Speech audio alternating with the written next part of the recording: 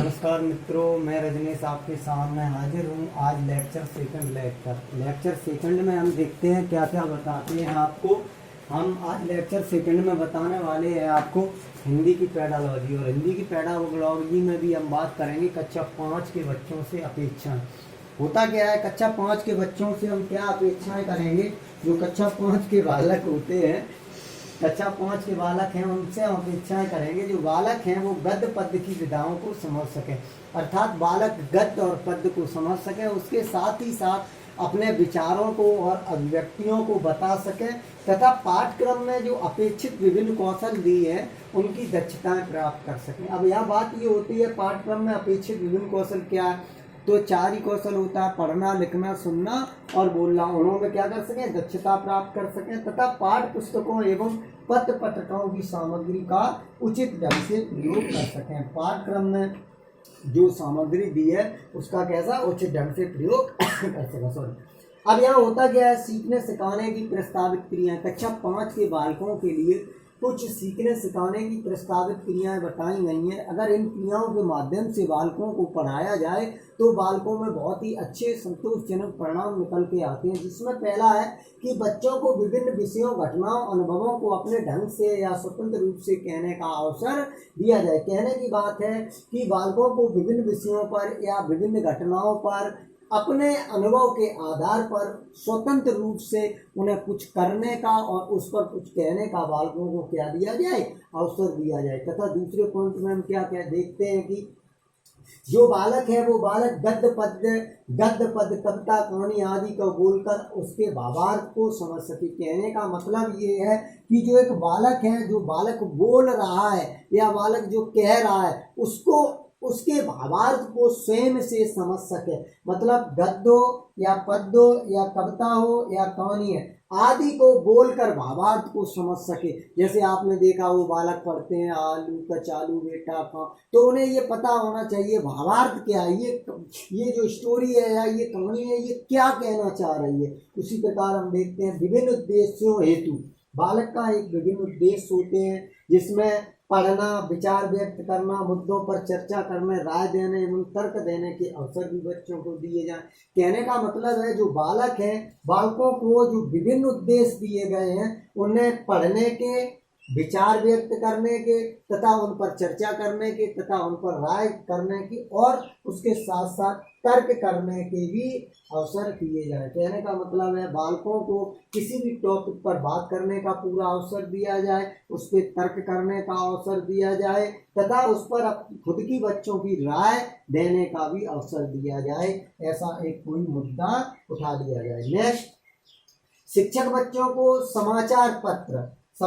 पत्र छपी सामग्री के माध्यम से राष्ट्रीय या सामाजिक मुद्दों पर या लेखों से परिचित कराएं। एक अध्यापक का ये दायित्व होता है कि अध्यापक जब पढ़ा रहा हो तो पढ़ाते समय अध्यापक छपी हुई कोई भी सामग्री का प्रयोग कर सकता है जिसके अंतर्गत राष्ट्रीय या सामाजिक मुद्दों पर या लेखों पर बालकों को परिचित कराएंगे। जो इस टाइम एक मुद्दा चल रहा है कोविड-19, बोले तो कोरोना। अब निकट भविष्य में जब बच्चों को ये आएगा कोविड-19 क्या होगी, तो बच्चों को बहुत सारी छपी हुई सामग्री होगी, उसके माध्यम से हम बच्चों को आगे पढ़ा सकेंगे। नेक्स्ट, बालक को हमेशा अभिनय या भाषण के द्वारा, समूह कार्य के द्वारा, प्रश्नोत्तरी आदि के द्वारा विभिन्न प्रतियोगिताओं का आयोजन में शामिल किया जाए। कहने का मतलब ये है कि बालक क्लास के अंदर या क्लास के बाहर अभिनय कराया जाए, भाषण कराया जाए, समूह कार्य करवाया जाए, प्रश्नोत्तरी करवाई जाए तथा विभिन्न प्रतियोगिता करवाई जाए। उन प्रतियोगिताओं के माध्यम से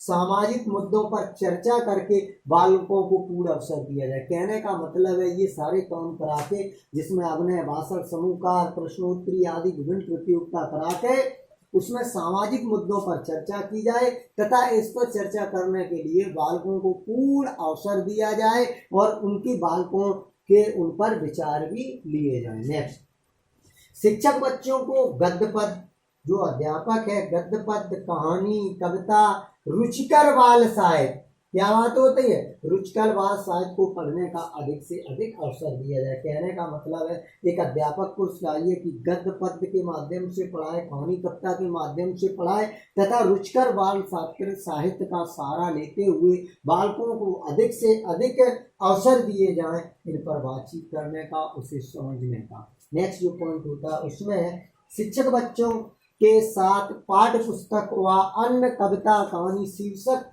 लेखों पर चर्चा करेंगे। अध्यापक को चाहिए कि कविता हो या कहानी हो या शीर्षक हो, उस शीर्षक पे चर्चा करवाए और चर्चा करके उसमें जो बातें निकल कर आए उन पर प्रकाश डाला जाए और उन बातों को अच्छी तरीके से बच्चों को समझाया जाए तथा बच्चों को स्वतंत्र रूप से पूर्ण अवसर दिया जाए कि वो उन बातों को, अपनी बातों को, जो उसमें शीर्षक में बातें निकल के आ रही हैं, उन बातों को स्वतंत्र रूप से कक्षा में रख सकें तथा उस पर राय मशवरा कर सकें। नेक्स्ट, एक शिक्षक है, शिक्षक बच्चों को अपने आसपास की घटनाओं, गतिविधियों जैसे बीमारियां आदि पर बातचीत करने का अवसर देंगे। सपोज दैट हम बात कर रहे हैं कोविड-19 चल रहा है, तो एक जब ये कोविड-19 समाप्त हो जाएगा उसके बाद हम निकट भविष्य में जब बच्चों को पढ़ाएंगे, कक्षा 5 के बच्चों को, तो हम एक टॉपिक रखेंगे, उस टॉपिक का नाम होगा कोविड-19। तो हम इस कोविड-19 क्योंकि ये एक बीमारी है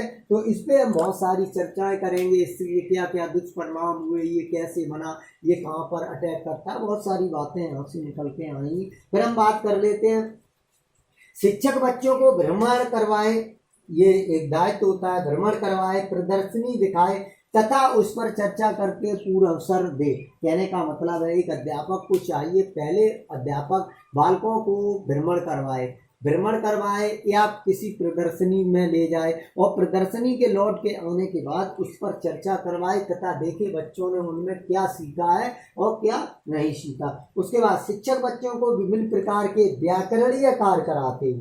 कक्षा 5 में व्याकरणीय कार्य भी आता है जिसके अंतर्गत शिक्षक विलोम शब्दों, पर्यायवाची शब्द आदि का प्रयोग कराएंगे। कहने का मतलब है जब एक अध्यापक कक्षा 5 में व्याकरणीय वार्तालाप करेगा तो व्याकरणीय वार्तालाप करते समय बच्चों के समक्ष विलोम शब्द एवं पर्यायवाची शब्दों आदि का प्रयोग कराएगा, कैसे ये शब्द प्रयोग किए जा सकते हैं और कैसे किए जाएंगे। नेक्स्ट, बच्चे चित्र के आधार पर अपने दैनिक अनुभवों के मौखिक व लिखित रूप से व्यक्त कर सके। मतलब बच्चों को एक चित्र दिखाया जाए, उस चित्र के माध्यम से कहा जाए कि आप इस चित्र में क्या बता सकते हैं, तो बच्चे अपने अनुभवों के आधार पर लिखित रूप में अपने मनों को व्यक्त करेंगे, जिसके आधार पर हम ये जांच कर लेंगे कि बच्चे ने किस हद तक सीखा। तो मित्रों, आज हमने आपको बताया लेक्चर 6 का हमारा क्लास 5 की पेडालॉजी थी। और हम आपको एक बात बता दें, अगर किसी भी अब आपको जो ये बातें लिखा रहे हैं, अगर किसी भी ऑप्शन में ये बातें आ जाती हैं, निश्चित तौर पे वो क्वेश्चन आपका राइट हो जाता है। किसी भी क्वेश्चन में आ जाए, ऑप्शन में गद्य या पद्य या कहानी या भावार्थ आ जाए, विभिन्न उद्देश्य आ जाए, छपी सामग्री आ जाए, मुद्दा आ जाए, राय देना हो गया, तर्क देना हो गया, अवसर देना हो गया, अभिनय हो गया, भाषण हो गया, समूह कार्य हो गया, प्रश्नोत्तरी हो गई, विभिन्न प्रतियोगिताएं हो गई, आपका बाल साहित्य हो गया, पूर्ण अवसर हो गया, गद्य हो गया, पद्य हो गया, कविता हो गया, गतिविधियां हो गई, घटनाएं हो गई, बीमारी हो गई, शीर्षक हो गया, लिखित या मौखिक सामग्री हो गई, अनुभव हो गया, भ्रमण हो गया, प्रदर्शनी हो गया, अवसर हो गया, सुअवसर हो गया। ठीक है, अगर ऐसे ये कोई भी शब्द आपके किसी भी ऑप्शन के अंतर्गत आते हैं तो वो ऑप्शन आपका 99% कैसा होगा, क्लियर होगा। इसका प्रयोग हम अभी कक्षा 8 तक की पेडागॉजी लिखाने के बाद हम आपको हिंदी और इंग्लिश के जो क्वेश्चंस दिए हैं उन सारे क्वेश्चनों की हम आपको प्रैक्टिस कराएंगे। तो मित्रों, अगर वीडियो आपको अच्छा लगा हो तो लाइक और शेयर जरूर कर देना तथा हमारे अभिगम विद रजनीश चैनल को सब्सक्राइब कर देना। थैंक यू, बच्चों की मांग पर बनाया, आगे भी हम वीडियो डालते रहेंगे। Thank you so much.